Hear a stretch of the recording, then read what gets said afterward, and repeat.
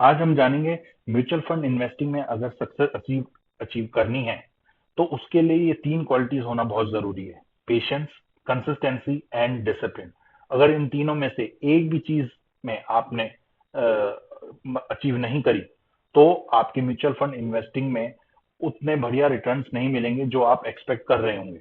तो इसलिए ये जानना बहुत जरूरी है, the real secret behind creating the wealth is patience, consistency and discipline.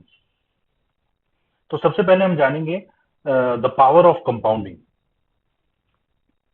तो ये मैंने एक डेटा लिया है सेंसेक्स का 2005 से लेके 2025 तक का। तो यहाँ पर हम देख रहे हैं 2005 में Sensex was around 6,600 points and 2025 it is around 78,000 points।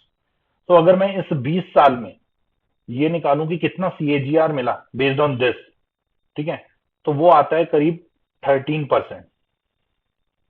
ठीक है, CAGR होता है हमारा कंपाउंडेड एनुअल ग्रोथ रेट, मतलब कि ईयर ऑन ईयर हमें कितना रिटर्न मिला। ठीक है, तो वो आ रहा है 20 साल का 13%। इसका मतलब ये नहीं है कि 2006 में, 2007, 2008 में भी इतना ही रिटर्न मिला होगा। इसका मतलब ये है कि ऑन एन एवरेज हमें हर ईयर इतना मिला है। बीच के ईयर्स में हो सकता है कम मिला हो, ज्यादा मिला हो, लेकिन ओवरऑल हमें 13% मिला है इन 20 ईयर्स। तो इसको हम समझेंगे, अगर मान लो किसी ने 1 लाख रुपए इन्वेस्ट करे होते 20 साल के लिए, तो वो इस रेट पे करीब 12 लाख बन गए होते। और किसी ने अगर 10,000 पर मंथ इन्वेस्ट करना शुरू होता 2005 में, और अगर हम इसी रेट पे लें जो हमें यहाँ मिला है, तो वो करीब 1 करोड़ बन गया होता 20 साल में। अब इसी को अगर हम हमारे दूसरे प्रोडक्ट से कंपेयर करें, जैसे कि PPF हो गया या FD हो गया, ठीक है, तो उसमें अगर हमें 8% रिटर्न मिल रहा होता, तो वो 1 लाख जो यहाँ पे 12 लाख बना था वो करीब 4.5 लाख बनता, और जो यहाँ पर 1 करोड़ बना है वो अराउंड 59 lakhs बनता। तो अगर हमें सिमिलर टाइप का अमाउंट चाहिए होता after 20 years with this rate of return, तो हमें अपना इन्वेस्टमेंट बढ़ाना पड़ जाता। जहां 1 लाख करा वहां ऑलमोस्ट 2.5 लाख, और जहां 10,000 कर रहे थे वहां 18,000 पर मंथ करना पड़ता। तो power of compounding in equity यहां हेल्प करता है कि आपको ऑल्दो 4 या 5% का रिटर्न का डिफरेंस दिख रहा है, पर over the long run it really creates a wealth difference between the equity and the debt fund. ठीक है, तो ये समझना बहुत जरूरी है। अब हम देखेंगे कि 2005 से लेकर 2025 तक मार्केट इज गोइंग अप, ठीक है, इन द लॉन्ग रन, लेकिन बीच बीच में मार्केट डिप होता है। जैसे 2008 में जब मार्केट क्रैश हुआ तो 55% मार्केट गिर गया था। तो अगर किसके 1 लाख लगे होंगे यहाँ, तो वो हार्डली रह गए होंगे 45,000। ठीक है, इसी तरीके से यहाँ पर मार्केट गिरा, फिर कोविड के टाइम पे मार्केट गिरा। इसीलिए इक्विटी को बोलते हैं कि ये थोड़ा रिस्की होता है। Risky Y? बिकॉज अगर मान लो यहाँ किसी ने इन्वेस्ट करा और किसी ने यहाँ निकाला, तो उसको तो लॉस होएगा ही, बिकॉज उसने यहाँ पे इन्वेस्ट करा था और यहाँ एग्जिट कर दिया। और यही अगर उसने वेट करा होता तो यहाँ पे आके उसको अच्छा रिटर्न मिल जाता। इसीलिए यहाँ पर आपको पेशेंस रखने की जरूरत है। That is why patience is important. और आपको अपने टाइम होराइजन के हिसाब से ही अपने म्यूचुअल फंड सेलेक्ट करने होंगे। Then only you will achieve success in mutual fund investing. अभी हम एक एग्जांपल लेंगे।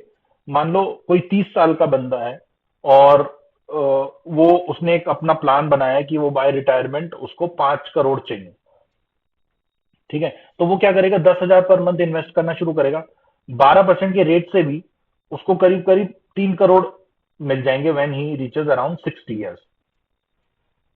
लेकिन अगर वो एक छोटा सा चेंज कर दे इसमें, वो एवरी ईयर 500 रुपए बढ़ा दे अपने सिप में। पहले साल 10,000, फिर 10,500, फिर 11,000। ठीक है, तो उसका फाइनल रिटर्न कितना बना? ऑलमोस्ट 4.25 करोड़। और थोड़ा सा और ज्यादा इंक्रीज करा होता उसने ईयरली 1,000 रुपीज पर ईयर, तो वो 5 करोड़ पे पहुंच जाता। तो यहां पर क्या करा उसने, एक तो कंसिस्टेंसी बना के रखी। ठीक है, कंसिस्टेंसी बना के रखी, कंटिन्यूअस वो इन्वेस्टमेंट करता रहा, चाहे उसने वो ये वाला रूट लिया हो या ये, तो वो कंसिस्टेंट रहा अपनी इन्वेस्टिंग में। ठीक है, उसने पेशेंस रखा। Why patience? बिकॉज वो कंटिन्यूअस इन्वेस्टिंग कर रहा है फॉर मोर देन 10, 15, 20 ईयर्स। तो यहां उसने पेशेंस बना के रखा, बीच में पैसा निकाला नहीं। ठीक है, और डिसिप्लिन भी वही है कि मान लो बीच में उसको लगा कि भाई मेरे को गाड़ी खरीदनी है, या मेरे को कोई और कुछ सामान खरीदना है, या कहीं वेकेशन बनाना है। ठीक है, उसके लिए उसने यहां से पैसा निकाला नहीं, अदरवाइज ये पूरी कंपाउंडिंग ब्रेक हो जाती। ठीक है, दैट इज डिसिप्लिन। तो इसीलिए हम बोल रहे हैं पेशेंस, डिसिप्लिन बहुत जरूरी है इन म्यूचुअल फंड इन्वेस्टिंग। अब हम देखेंगे कि why creating your first crore is the hardest part in financial investment and that requires a patience. तो मैंने एक एग्जांपल लिया है। मान लो किसी ने 25,000 का इन्वेस्टमेंट शुरू करा पर मंथ। ठीक है, और वो 25,000 ही करता रहता है for a long time. Although लोगों की जब इनकम बढ़ती है तो वो अपना इन्वेस्टमेंट भी बढ़ा देते हैं, पर for simplicity I have taken कि वो every month he is doing a 25,000 से। ओके, और लॉन्ग रन में उसको 14% का रिटर्न मिला। ठीक है, तो आप देखोगे 13 साल में उसको 1 करोड़ अचीव हो रहा है। ठीक है, ये मैंने रिटर्न एवरी ईयर के लिखे हैं बेस्ड ऑन 14%, बट इसका मतलब ये नहीं कि आपको रियली में एवरी ईयर 14% मिलता चला जाएगा। मे बी आफ्टर 8, 9, 10 ईयर्स आपको लॉन्ग टर्म में 14, 13% मिल सकता है। तो मैंने एक कैलकुलेशन के लिए 14% लिया है। ठीक है, तो आप देखो यहां पर आपको 13 साल लग गए पहला करोड़ अचीव करने में। अब आप देखो पावर ऑफ कंपाउंडिंग। आप कुछ भी चेंज नहीं कर रहे हो, जो इन्वेस्टिंग पहले चल रही थी वैसी ही चलती जा रही है, लेकिन दूसरा करोड़ आपने 4 साल में ही अचीव कर लिया। तो जहां आपको 13 साल लगे पहला करोड़ अचीव करने में, यहां आपको मात्र 4 साल लगे, इसका आधा भी नहीं लगा। ठीक है, और अगर आप आगे कंटिन्यू करते हो तो 3 साल लगे और फिर 2 साल लगे। ठीक है, लेकिन 80% जनता यहीं फेल हो जाती है इनिशियल 4, 5 ईयर्स में। मैक्सिमम 4, 5 ईयर्स में ही फेल हो जाती है, क्योंकि या तो वो पेशेंस लूज कर जाते हैं और वो बाहर निकल जाते हैं, या फिर उन्होंने प्रॉपर गोल नहीं बनाए होते हैं। ठीक है, या फिर वो कंसिस्टेंटली इन्वेस्ट नहीं करते हैं। ठीक है, 80% जनता यहां फेल होती है, वो इस लेवल तक पहुंच ही नहीं पाते हैं। और जो लोग इस लेवल तक पहुंच जाते हैं ना, फिर वो पैसा इतनी जल्दी निकालते नहीं, क्योंकि now they have understood the power of compounding. फिर वो आगे वेट करते हैं और वेट करते हैं। तो इसलिए अगर आप 30s 40s में हैं तो आपका एम 20 ईयर्स का तो होना ही होना चाहिए। ठीक है, और अगर कोई इसके बियॉन्ड भी कंटिन्यू करना चाहे तो आप उसका मैजिक अब आप देखो। After 24, 25 years every year 1 crore will start getting added.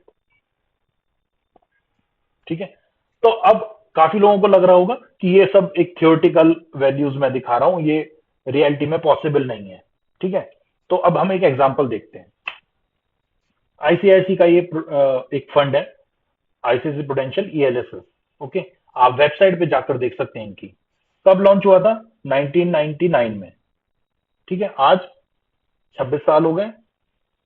ठीक है, उन्हीं इसी वेबसाइट पे यहां पर उन्होंने कैलकुलेटर भी दे रखा है कि अगर किसी ने इस फंड में इन्वेस्ट करा होता तो कितना बन जाता आज तक। तो मैंने यहां 20,000 रुपए डाले, कितना बन गया? 11 करोड़ 40 लाख, 26 साल में। ये तो इससे भी ज्यादा है जो मैं यहां दिखा रहा हूं। मेरे वाले कैलकुलेशन में तो सिर्फ 8 लाख बन रहा है मोटा मोटा, और यहां पर कितना है? 11 लाख, सॉरी 11 करोड़ 40 लाख। और जबकि मैं तो पैसा भी कम लगा रहा हूँ, यहाँ 20,000 लगा रहा हूँ, यहाँ मैंने 25,000 लगाए।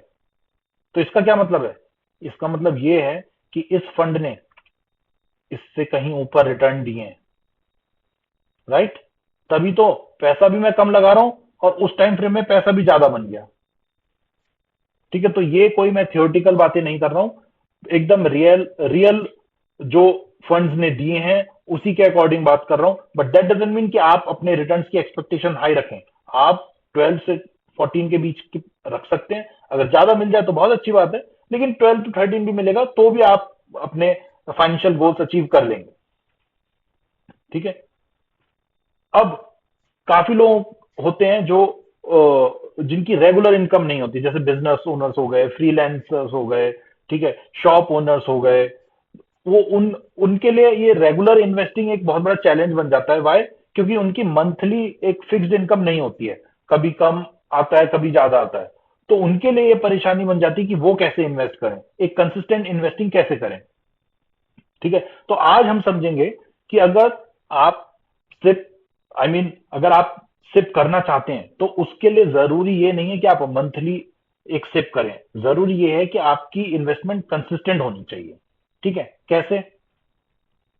पहली बात तो एक मिथ है कि अगर फिक्स्ड इनकम नहीं है तो हम इन्वेस्ट नहीं कर सकते और सिप ही करना पड़ता है टू क्रिएट वेल्थ। जबकि सच्चाई है कि आपको मंथली सिप करने की जरूरत नहीं है, लेकिन रेगुलर इन्वेस्टिंग करनी जरूरी है। इसको हम पिछले वाले एग्जांपल से समझेंगे जो हमने आईसीआईसी का देखा था, 26 साल की इन्वेस्टिंग का, जहां पर 20,000 पर मंथ डाले हैं। ठीक है। तो 26 साल तक डालते रहे तो वो 11 करोड़ 40 लाख बन गए थे। तो अगर हम देखें यहाँ पर 20,000 पर मंथ डाल रहे हैं तो ये हमारा कितना हो रहा है? ये हो रहा है हमारा करीब साल का 2,40,000। ठीक है। तो अगर कोई मंथली नहीं कर पा रहा है तो ईयरली इन्वेस्ट कर ले। फॉर एग्जाम्पल, पहली अप्रैल को उसने 2,40,000 डाले, फिर अगले साल भी पहली अप्रैल को 2,40,000 डाले, फिर हर साल वो अप्रैल में 2,40,000 इन्वेस्ट करता जाए। ठीक है। तो वो भी लगभग उतने ही लेवल तक पहुंच जाएगा। 3-4% कम है सिप वाले से, बट मोटा मोटा वो भी उस लेवल तक पहुंच सकता है। फर्क बस ये है कि आपको रेगुलर रहना पड़ेगा इन्वेस्टिंग के लिए। चाहे आप मंथली करो, क्वार्टरली कर लो, 6 महीने में करो या साल में करो, पर आपको रेगुलर रहना पड़ेगा। आप अचीव कर सकते हैं अगर आप रेगुलर इन्वेस्टिंग कर रहे हैं तो ये समझने वाली बात है कि इनकम इरेगुलर हो सकती है, बट इन्वेस्टिंग इरेगुलर नहीं होना चाहिए। ठीक है। मार्केट में टाइमिंग से ज्यादा इंपॉर्टेंट है मार्केट में बने रहना। ठीक है। अगर आप सिप नहीं कर सकते हैं तो आप अगर आप मंथली सिप नहीं कर सकते तो आप क्वार्टरली सिप करो या 6 महीने में करो या फिर एक एनुअल करो। ठीक है। जिसको हम यहां बोल रहे हैं एनुअल इन्वेस्टमेंट प्लान। एक्चुअल में कोई ऐसा प्लान होता नहीं है, पर हमें हर साल उस पर्टिकुलर डेट पे एक लमसम इन्वेस्ट कर देना है। ठीक है। आप अगर ऐसा करेंगे तो रेगुलर इन्वेस्टिंग आपकी होती रहेगी और आपका भी पैसा कंपाउंडेड होकर ग्रो होता रहेगा। अब हम समझते हैं जो लोग जिनकी इरेगुलर इनकम्स होती हैं, बिजनेस ओनर्स हो गए या शॉप ओनर्स हो गए। ठीक है। तो जब सबसे पहले तो क्या होता है कि अगर मान लो उनके बच्चे हैं, उनकी स्कूल फीस है, तो हर महीने स्कूल की फीस तो जाएगी, उसके लिए तो पैसा निकालना ही निकालना है। तो जनरली ये लोग क्या करते हैं, जब भी इनके पास कोई बड़ा अमाउंट आता है वो एक जगह साइड में कर देते हैं ताकि बच्चों की फीस हमेशा उसमें से निकलती रहे। इन केस मंथ किसी मंथ पैसा कम आ रहा है, किसी टाइम बिजनेस अच्छा नहीं कर रहा है, तो स्कूल फीस पे कोई इंपैक्ट ना आए। तो उस पॉइंट ऑफ व्यू से ज्यादातर क्या करते हैं, कभी भी कोई बड़ा अमाउंट आता है तो वो एक साइड में रख देते हैं और उससे मंथली स्कूल फीस देते रहते हैं। तो मान लो किसी के पास 10 लाख आए तो वो क्या करेगा, सेविंग बैंक अकाउंट में डाल देगा और फिर वहां से मंथली जो है फीस देता रहेगा, या ज्यादा से ज्यादा एफडी कर देगा और वहां से मंथली फीस निकाल के देता रहेगा। ठीक है। अब अगर इसको हम थोड़ा स्ट्रेटेजिकली देखें, सेम पैसे को अगर वो म्यूचुअल फंड में डाल दे और 12% के रिटर्न पर वो यही पैसा 9 साल तक चला सकता है। हर मंथ 15,000 रुपए निकाले, स्कूल की फीस दे और वो बचा हुआ पैसा ग्रो होता रहेगा। तो इस तरीके से जो पैसा यहाँ 5.5 साल चला, वो पैसा यहाँ लगभग 9 साल चल रहा है। ठीक है। काफी लोगों का ये क्वेश्चन हो सकता है कि भाई यहाँ पर टैक्स भी तो लगेगा, तो फिर 9 साल कैसे चलेंगे? ठीक है। आपको कितना डिफरेंस आ रहा है अभी? 3.5 साल। ठीक है। टैक्स अगर हम निकाल भी देंगे तो 2.25 साल 3 साल तो तब भी आपके एक्स्ट्रा निकल गए ना। तो ये है, अगर आप स्ट्रेटेजिकली चलेंगे तो इरेगुलर इनकम वाले भी अपने लिए एक एक बेनिफिट क्रिएट कर सकते हैं by investing in mutual fund. So this is how smart investing converts one-time income into long-term financial stability. अब हम देखेंगे कॉस्ट ऑफ डिलेड इन्वेस्टमेंट. मान लो 5 करोड़ का कॉर्पस बनाना है बाय द एज ऑफ 60. ठीक है. अब अगर लेट सिप स्टार्ट करोगे तो आपकी सिप की अमाउंट होगी ज्यादा, और अगर जल्दी स्टार्ट करोगे तो कम बनेगी. तो अभी हम समझते हैं इसको कि सिप की स्टार्टिंग एज और मंथली इन्वेस्टमेंट का क्या कोरिलेशन है, assuming that we are getting a 13% rate of return. ठीक है. तो अभी 5 करोड़ मान लो अचीव करना है बाय एज ऑफ 60. एक इंसान है जो 50 साल का है और वो अब 60 साल तक 5 करोड़ अचीव करना चाह रहा है. तो उसको मंथली 2 लाख की सिप करनी पड़ेगी. और यही जो 45 पे है और उसको सेम अचीव करना है तो उसको सिर्फ 90,000 की सिप करनी पड़ेगी मंथली. ऑलमोस्ट आधा हो गया, आधे से ज्यादा ही है 5 साल के डिफरेंस में. और यही फिगर अगर 40 साल वाले को अचीव करनी है तो 44, 35 वाले को 22 और 30 वाले को 11,500. हर 5 साल में सिप आधी होती जा रही है. तो जितना जल्दी स्टार्ट करोगे आप उतना जल्दी अचीव, आई मीन उतने कम से आपको स्टार्ट करना पड़ेगा. लेट स्टार्ट करोगे तो आपको ज्यादा अमाउंट से इन्वेस्ट करना पड़ेगा. तो ये बहुत जरूरी है समझने के लिए.